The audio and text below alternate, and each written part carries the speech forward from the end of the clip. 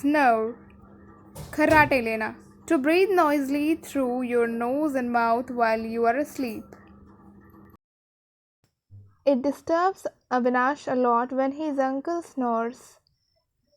अविनाश को बड़ी परेशानी होती है जब उसके अंकल खर्राटे लेते हैं.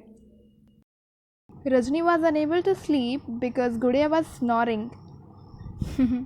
रजनी सो नहीं पा रही थी क्योंकि गुड़िया खर्राटे ले रही थी. सूरज doesn't like the people who snore while sleeping. सूरज को वो लोग पसंद नहीं हैं जो सोते समय खर्राटे लेते हैं. What to talk of Suraj? Even I don't like the people who snore while sleeping.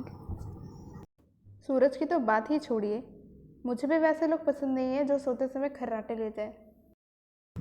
I got afraid when suddenly my uncle started snoring. मैं डर गई जब अचानक से मेरे अंकल ने खर्राटे लेने शुरू किए. At last, thanks for watching.